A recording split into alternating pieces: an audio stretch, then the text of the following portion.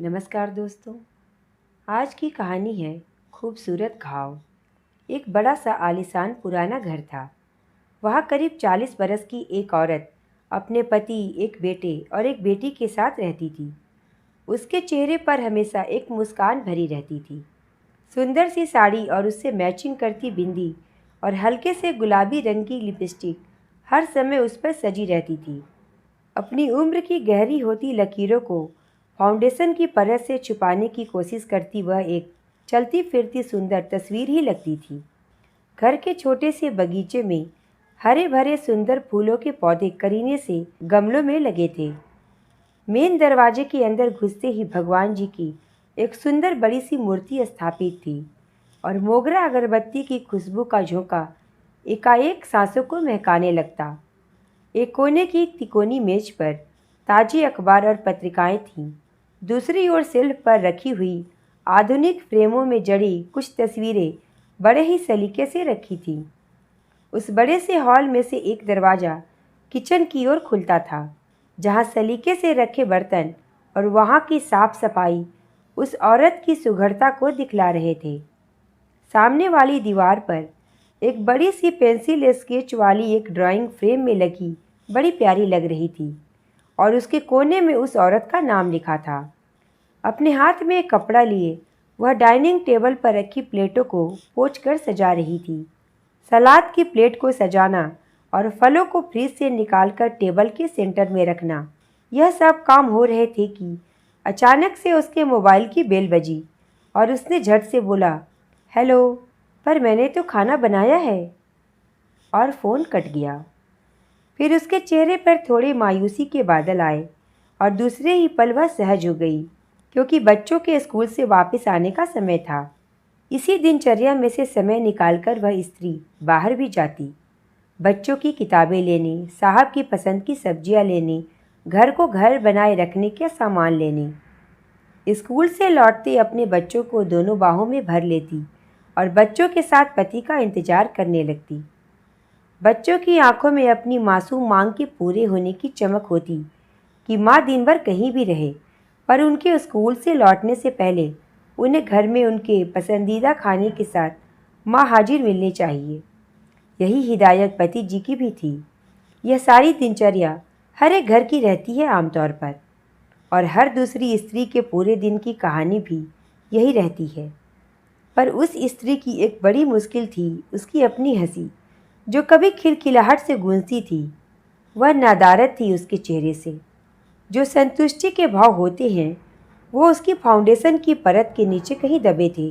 वह ढूंढती थी अपनी वह हंसी, पर नहीं मिलती थी वह उसे अपने पास। बच्चे, जो अब बच्चे नहीं रहे थे, हंसकर पूछते, क्या खो गया है मैम, हम मदद करें? नहीं, मैं खुद ढूंढ लूँगी। वह अपनी झेप मिटाती हुई कहती, यहाँ इस कमरे में तो नहीं है ना? बच्चे शायद इसका मजाक उड़ाते, फिर अपनी पढ़ाई में व्यस्त हो जाते और माँ को भूल जाते। पर जब किसी चीज़ की ज़रूरत होती या भूख लगती तो माँ की याद आती। बेटी, जो अब यौवन की दहलीज पर खड़ी थी, पूछती, हे मम्मी, जस्ट चिल। तब लगता कि आज की ये पीढ़ी कितनी सहजता से बातों को कह लेती है, और एक हम है कि अपने इमोशनल मन के चक्रव्यूह में ही फंसे रह जाते हैं। ऐसी ही चक्रव्यूह में फंसी वह स्त्री, जो एक सहज हंसी नहीं हंस पाती थी, उसे लगता था कि वह एक मुखौटा ओढ़े रहती है हर पल। अपनी बहन से बात करते हुए अपनी सबसे प्यारी सहेली से भी वह अब वैसी सहजता महसूस नहीं कर रही थी। मन खुल नहीं पाता था उसका। कुछ था जो उसे खुश होने से रोकता था। शाम हुई और बच्चे घर से बाहर खेलने निकले तो वह चुपचाप अपने कमरे में गई। साड़ी उतारी और अपने ब्लाउज की दाहिनी बाजू को जरा सा खिसकाया और सामने के टेबल पर रखी वेटनोवेट की स्किन क्रीम को दाहिने कंधे पर दिख रहे गहरे लाल रंग के बड़े से निशान पर मला और वापस ब्लाउज को ठीक से पहनकर दोबारा साड़ी ओढ़ ली।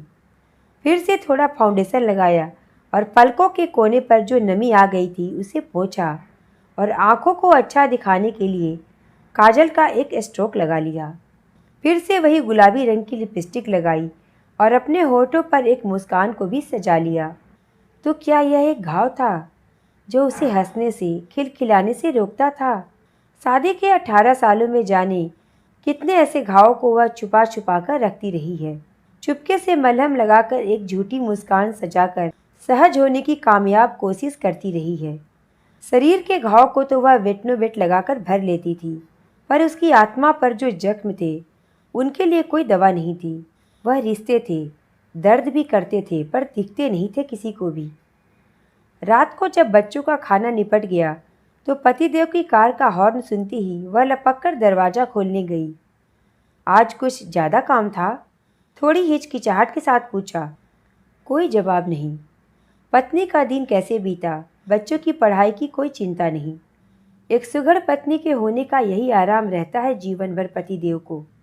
खैर, फिर से रात का वह पल आया जब पतिदेव का हाथ उस स्त्री के शरीर पर चलना शुरू हो गया। उस घाव पर भी गया तो एक आह के साथ उस स्त्री ने मुंह मोड़ लिया। वह घाव अभी 2 दिन पहले का ही तो था। थोड़ी देर में फिर वही खींचातानी।